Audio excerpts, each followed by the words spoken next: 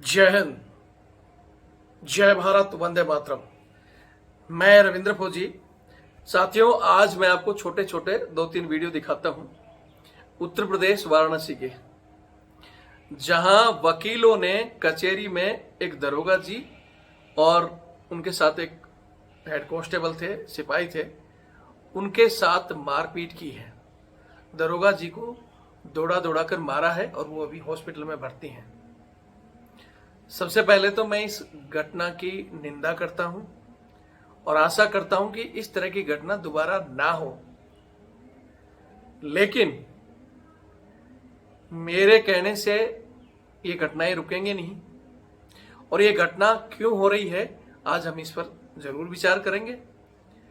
एक बात जरूर कहना चाहूंगा कि मेरे दिमाग में इन घटनाओं से कुछ सवाल उत्पन्न हो रहे हैं। तो मैं चाहूंगा कि हमारे देश के बड़े जो लीडर बैठे हैं, जिनके हाथ में कानून है, या जो पुलिस के आला अधिकारी हैं, उनसे कुछ सवाल हैं। कुछ हमारे आर्मी अधिकारी, उनसे भी कुछ सवाल हैं। सवाल कि ये मारपीट हुई क्यों, इसके पीछे भी कुछ वजह होगी। और दूसरा सवाल ये कि मारपीट होने के बाद में पुलिस ने आकर कचहरी को घेरा, पुलिस के आला अधिकारी पहुंच गए, पीएससी पहुंच गई और कचहरी खाली करवा दी गई। क्या ये पुलिस का रवैया सही था? और अगर पुलिस का ये रवैया सही था, क्योंकि बहुत से लोग कहेंगे कि यार क्या बेवकूफ आदमी है, पुलिस का दरोगा जी पिट गए तो पुलिस तो जाएगी।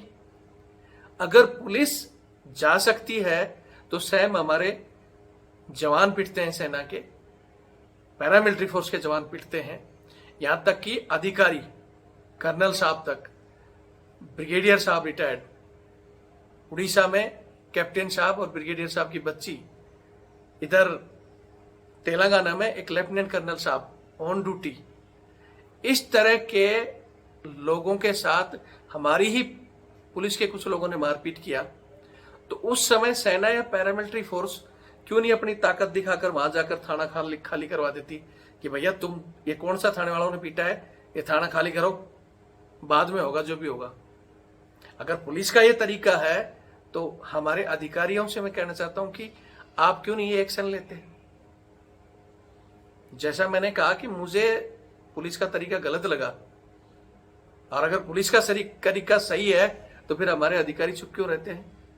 और तो उनके पास में भी है, उनके पास भी संख्या बल भी है, पुलिस से कई गुना ज्यादा ताकत लेकर बैठे हैं सेना और पैरामिलिट्री के सीओ साहब। एक बटालियन का सीओ एक स्टेट की पूरी पुलिस फोर्स को हिलाने की मादा रखता है। लेकिन आपको बता दें कि आज घटनाक्रम के तहत हमारे संसद साहब रिमांड लेने के लिए आए, उनके साथ कुछ अधिवक्तागण के द्वारा मारपीट करी गई। तत्काल पुलिस फोर्स मौके पे पहुंची, सभी सीनियर ऑफिसर्स मौके पे पहुंचे। देते हैं भाइयों को कि ऐसा भविष्य में कभी पुनरावृत्ति नहीं होगी। लिहाजा जो भी मेरे अधिवक्ता भाइयों के साथ पुलिस वालों के साथ हुआ है, मैं उसकी पुनः एक बार घोर निंदा करता हूं। बाबा भोलेनाथ से प्रार्थना करता हूं कि मेरा वो दरोगा भाई जल्द से जल्द स्वस्थ हो, इसी कामना के साथ। और हम लोग कल अपने वरिष्ठ है, हम बहुत निंदा करते हैं और ईश्वर से प्रार्थना करते हैं कि जो भी मेरा भाई आज इंजर्ड है, ईश्वर से जल्द ठीक करें। और कल हम 11 बजे सारे अधिवक्ताओं का एक बैठक संयुक्त रूप से सेंटर बार में आयोजित कर रहे हैं। वहां पर हमारे बार संघ के जो हमारे मुखिया हैं, माननीय अध्यक्षगढ़ जी, और कचहरी के जो माननीय वरिष्ठ अधिवक्तागण हैं, उनके एक मीटिंग होगा और सारे अधिवक्ता साथियों को एक मेमोरेंडम जारी होगा। उस मेमोरेंडम के खिलाफ जो भी बंधु जाएगा बाहर, उसका कभी भी किसी भी तरह का कोई भी मदद नहीं करेगा। आज बार सारे लोगों को साथ लेकर चलने में विश्वास रखता है। और आज की इस घटना का जितना, आज इस वीडियो के जरिए मैं हमारे देशवासियों से कुछ सवाल करना चाहता हूं। क्या हमारे देश में जो कानूनी प्रक्रिया है, क्या सबके लिए समान है? देश का दुर्भाग्य है कि आम आदमी को अगर थप्पड़ मार दिया जाए, उसको लात घूंसे भी मारे जाएं या मर भी जाए तो उसको न्याय नहीं मिलता। लेकिन दूसरी तरफ अगर किसी वीआईपी आदमी के कोई थप्पड़ लग गया तो उस थप्पड़ मारने वाले का तेल निकाल दिया जाता है। तो फिर कानून एक समान कैसे हुआ? कानून का पालन कराने वाला हमारा न्यायालय कई घटनाओं पर स्वतः संज्ञान लेता है, लेकिन कुछ ऐसी घटना जो सरेआम इस देश में हो रही हैं और फिर भी वो मौन है। जैसे अभी कल ही का मामला है, यूपी में कचहरी में एक दरोगा जी और एक सिपाही गया, जवान गया, और उसको अधिवक्ताओं ने दौड़ा दौड़ा कर मारा। क्या ये कानून सही है? हम इस चीज की निंदा करते हैं कि ये चीजें नहीं होनी चाहिए, लेकिन दूसरी तरफ अपने दरोगा जी और सिपाही को पिटता देख पुलिस फोर्स को सूचना लगते ही 4-5 थानों की पुलिस कचहरी को घेर लेती है।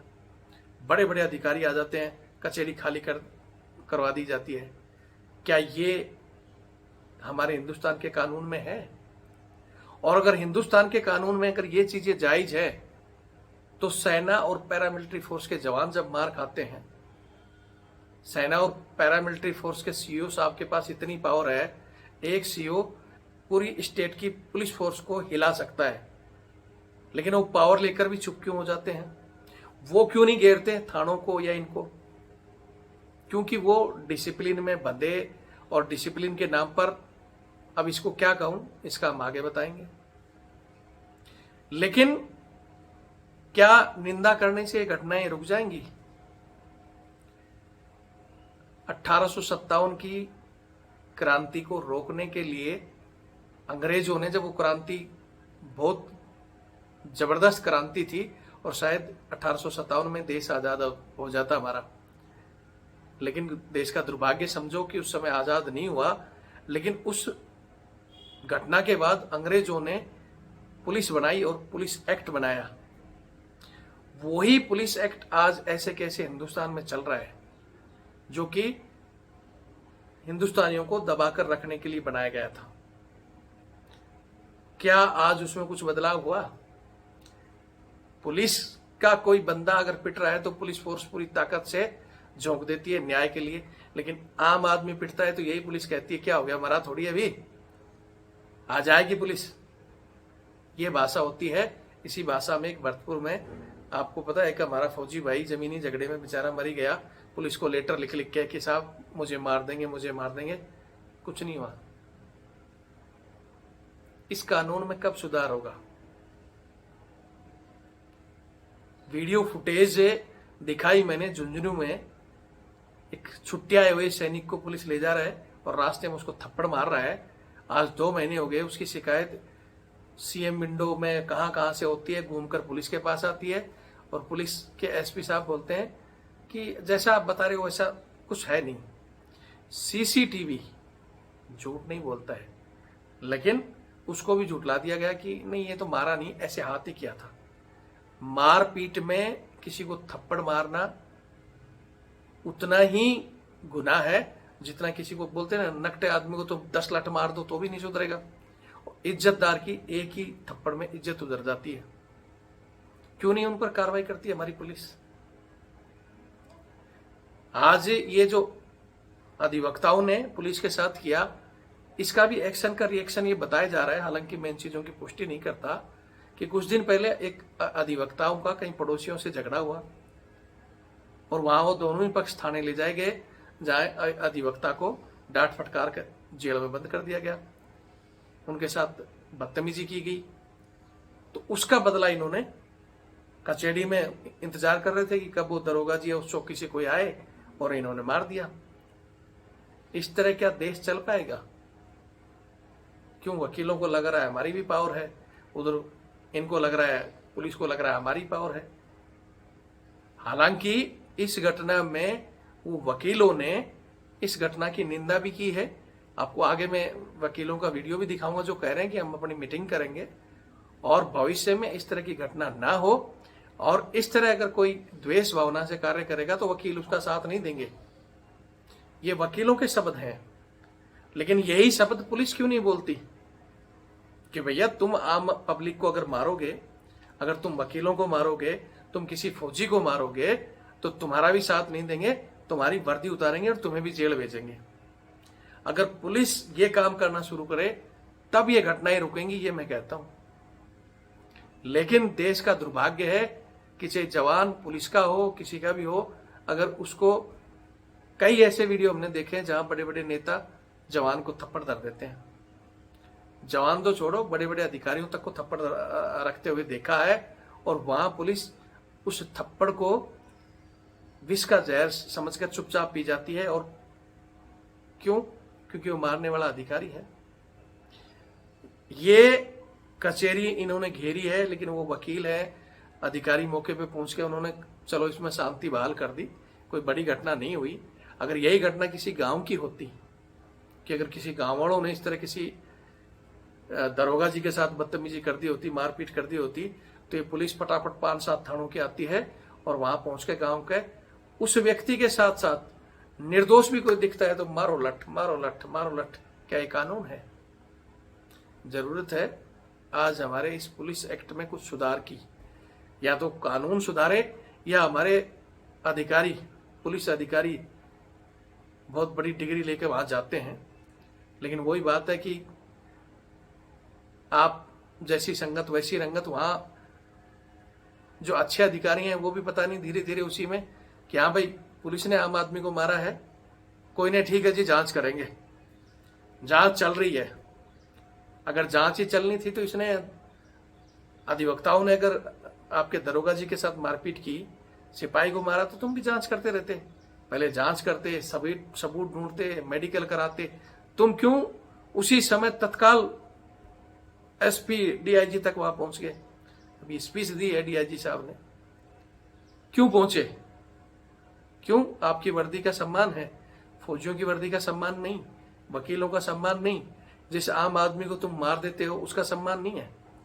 एक आम आदमी बेचारा, अगर उसके रास्ते में कोई छोटा सा नियम टूट जाता है, ट्रैफिक में चल रहा होता है, बीवी बच्चों को बैठाकर तुम रोककर सीधी चाबी निकालकर उसको थप्पड़ मार देते हो, उसके बीवी बच्चों के सामने, उस व्यक्ति का सम्मान नहीं मरता। वो जहर का घूंट जब वो पीता है तो फिर उसका एक्शन का रिएक्शन इंतजार करता है कि पता नहीं कहां क्या निकालूं मैं। और ऐसे हुआ है। पान सिंह तोमर की घटना और बहुत सी ऐसी तोमर की घटना, इन घटनाओं से कहीं ना कहीं जाकर बड़ा बम बन जाता है। और इसीलिए इन घटनाओं को रोकने के लिए हम वीडियो बनाते हैं। हमारे भी जवानों को कहते हैं भी हमारा भी वकीलों की तरह होना चाहिए, लेकिन फिर वो घटनाएं रुकेंगी क्या? फिर कह रहा हूं कि जिस तरह आज वकील आ रहे हैं सामने, उस तरह सबसे पहले पुलिस को अपने सिस्टम को सुधारने की जरूरत है। जो पुलिस की, ये मैं किसी इंडिविजुअल, जैसे आज यूपी की पुलिस की घटना जो मैं जिक्र कर रहा हूं, ये मतलब नहीं कि यूपी पुलिस का ही है, ऑल इंडिया में पुलिस का यही हाल है। कल परसों मैंने जैसे वो दिखाया था छत्तीसगढ़ का, वो पुलिस वाला उसको फौजी को पकड़कर क्या कह रहा था, बता किस सर्विस में है, फिर 2 मिनट में नौकरी खा जाऊंगा, तेरी औकात क्या है, अभी तेरे अधिकारियों को फोन करूंगा, और कॉलर पकड़ ली उसकी। तो इन घटनाओं के वीडियो आने के बाद में भी हमने वहां, जब हम एसपी साहब से बात करते हैं, एसपी साहब वीडियो आपने देखा ही होगा, हाँ जी देखा है, फिर कार्रवाई, हाँ हमने लाइन अटैच कर दिया और कार्रवाई कर रहे हैं। ये चीज तो सेम वकीलों को भी कहना चाहिए ना कि भाई ठीक है, हम, आप परिसर खाली नहीं करा सकते, वो वकीलों की जगह है। वहां क्या जो न्यायाधीश बैठे हैं या उसके इलाहाबाद हाईकोर्ट के न्यायाधीश, इतनी बड़ी घटना वहां तक नहीं पहुंची, क्या उनको इसमें संज्ञान नहीं लेना चाहिए था? पुलिस को नहीं कहना चाहिए था कि भाई तुम कैसे बल लेकर पहुंच गए, बल्कि तुम्हें आना चाहिए था, तुम भी तो उसमें एफआईआर दर्ज करो या जो भी कानूनी कार्रवाई है करो, और उनको कहो कि भाई बंदे को नोटिस जारी करो, कानून के तौर पर चलो ना। और सबसे पहले तो जो तुम करते हो जांच करो, और उधर वकीलों को भी करना चाहिए कि भाई ठीक है, हम अपने बंदे को तब तक के लिए वकालत से सस्पेंड करेंगे या उसको लाइन हाजिर बोलेंगे, तू घर में रह भाई, कचहरी में नहीं आएगा, और जांच के बाद ही फैसला होगा। ये वकील भी तो कर सकते हैं। इसलिए मैं एक बार फिर निवेदन करूंगा हमारे पुलिस महकमे से, अधिकारियों से, हाथ जोड़कर निवेदन कर दूं, हाथ जोड़ने से कोई बड़ी चीज नहीं हो जाती। लेकिन आप अगर इस चीजों को सुधार करोगे तो ये घटनाएं रुकेंगी। मैं चाहता हूं ये वीडियो हमारे माननीय प्रधानमंत्री जी, रक्षा मंत्री जी, अमित शाह जी और जितने भी हमारे मुख्यमंत्री महोदय हैं, सरकार को संज्ञान लेना चाहिए कि इस चीज में कुछ बदलाव हो। फिर भी बदलाव नहीं करेंगे, पुलिस या तो कमी देखेगी। रविंद्र फौजी ने कहीं कमी तो नहीं कर दी इस वीडियो में, कुछ ऐसा तो नहीं बोल दिया भाई? उल्टा इसी के ऊपर एक्शन ले लो। क्यों? हमारा बंदा पिटा और ये ऐसे बोल रहे हैं। वही दुख हमें भी होता है, वही मनोबल हमारे उन अधिकारियों का भी डाउन होता है, हमारे जवानों का भी डाउन होता है जब वो देखते हैं कि छुट्टी में गया था, जैसे गुजरात में भी देखा उस जवान को बेचारे को लठ मार मार के, और उसी के ऊपर FIR दर्ज हो रखी है, पुलिस वालों का कुछ नहीं हुआ है। क्यों भाई? अगर हिंदुस्तान में कानून एक है तो फिर न्याय एक क्यों नहीं है? ये हमारे CGI साहब इस पर कुछ बोले, लेकिन वही बात है, इन मुद्दों को लेकर हम 2 मिनट में जाकर PIL लगा सकते हैं सुप्रीम कोर्ट में, लेकिन हमारे वकील साहब इतना मुंह खोलते हैं, इतना फीस ले आओ। अरे मैं मेरे वेलफेयर के लिए आ रहा हूँ का? जनता के लिए हम जाते हैं तो आप इतना फीस मांगते हो, तो आपके वकीलों को इस चीज में संज्ञान लिखते हुए PIL डालनी चाहिए। या मैं डालता हूं, मेरे को वकील आओ कि भाई आप आओ बिना पैसे में, मैं मेरे नाम से डालता हूं, और हम चीफ जस्टिस ऑफ इंडिया से पूछे कि इस चीज में क्यों नहीं सुधार होता। जब तक इन चीजों में सुधार नहीं होगा, इस तरह की घटनाएं बढ़ती रहेंगी। और मैं फिर कहता हूं, ये घटनाएं जब इस तरह की, अब ये हुआ है ना, कई दिन तक वकीलों को कर लो कुछ भी, लेकिन वो 4 बार सोचेंगे दूसरे व्यक्ति भी। और यही पहले फौज का था, इस तरह का जब एक्शन का रिएक्शन हो जाता था तो राम राम फौजी साहब होती थी। लेकिन हम फिर भी कह रहे हैं, इंटरनल बाहर की जो सुरक्षा सेना पैरामिलिट्री फोर्स के जवान कर रहे हैं, इंटरनल देश के अंदर की सुरक्षा आप कर रहे हो। आप भी बेल्टधारी हो, हम भी बेल्टधारी हैं। दूसरा वो वकील हैं, वो भी अपनी ड्यूटी कर रहे हैं, सब अपनी अपनी ड्यूटी करते हैं, लेकिन ड्यूटी करते हुए पे अपना दुरुपयोग नहीं करना चाहिए पावर का, क्योंकि इस पावर में कोई ना कोई आपके ऊपर बैठा है। आपको वीडियो सही लगे तो शेयर करें, और ये चैनल आपका है, चैनल से जुड़ें। हमारा वैसे तो पहले वाला चैनल बंद है, कोशिश कर रहे हैं उसको भी हम खोल लेंगे, लेकिन अब वही बात है कि हमारे पास एक 4 PM चैनल बंद हुआ था, सेम उसी में मेरा मामला टैग है, उसका पता नहीं कैसे नोटिस यार खुल गया, और हमारा अभी तक एडमिट तो कर लिया, बड़ी मुश्किल से केस एडमिट हुआ है। अब उसकी तारीख पहले 14 अक्टूबर दी थी, फिर वापिस नीचे आई तो हम खुश हुए थे कि 12 सितंबर आ गई, पहली बार खुश हुए थे, क्योंकि हम तो भगवान के भरोसे चल रहे हैं। अब 26 सितंबर को है, देखो क्या होता है। लेकिन उससे पहले 4 साल पुराने का केस को उठाकर दिल्ली पुलिस घर आ गई, एक राजस्थान का गया। इस तरह मतलब उस समय उस बंदे की चीजों को ना देखकर रिकॉर्ड खंगालना, द्वेष भावना रखना, ये क्या है? इन चीजों में सुधार होना चाहिए। माननीय मोदी जी, देश को अगर आप बोलते हो ना कि हाँ सबका साथ, सबका विकास और सबको न्याय, तो फिर समान न्याय के लिए कुछ बदलाव जरूरी है। अब बाकी तो आपकी मर्जी है। और ये न्याय क्यों नहीं होता, पुलिस को क्यों सख्त किया जा रहा है, इसको सभी को पता है कि अंग्रेज दबा कर रखना चाहते थे और दबा कर वो लूटना चाहते थे भारत को। सेम आज भी वही हो रहा है। आज भी हमारे देश में कमीशन खोरी, घूसखोरी इतना बढ़ रहा है कि सबको खाना है, और खाएंगे कब? जब पब्लिक को दबाएंगे। अगर ईमानदार नेता कोई है, मैं तो मानता हूं मोदी जी बहुत ज्यादा ईमानदार हैं, योगी जी बहुत ज्यादा ईमानदार हैं, लेकिन ईमानदार हैं तो इस चीज पर क्यों नहीं काम करते? कौन उनको गाइड कर रहा है? वही बात है कि दूसरी पार्टियों में से आ जाओ भाई, गंगा नहा लो, बीजेपी में आ गए तो तुम्हारा ईडी पीडी जाना सब बंद, और अब तुम बिल्कुल एक साफ सुथरे नेता हो गए। मैं मानता हूं गंगा में डुबकी मारने से पाप धुलते, हो सकता है बीजेपी में जाने से पाप धुल जाते होंगे, लेकिन उसके बाद में भी अगर कोई पाप करता है तो उस पापी को क्या करते हो आप? और छोड़ो उन पापियों को। तो मैं जो कह रहा हूं उस पर ध्यान जरूर दें मोदी जी। और मैं वीडियो बनाता हूं, उसमें हमारी कुछ भाषा में कुछ हो जाता है तो मैं सभी देशवासियों से, और जिन लोगों को बुरा लगता है भाई, मैं माफी मांग लेता हूं। लेकिन मेरी उन कमियों को ना देखकर कभी कभी जब कमेंट्स करने वाला हूं, जो मैं कह रहा हूं उस पर भी तो गौर करो, उस पर भी तो कमेंट्स करो ना, कि मैंने किस चीज के लिए वीडियो बनाया है, क्यों बनाया।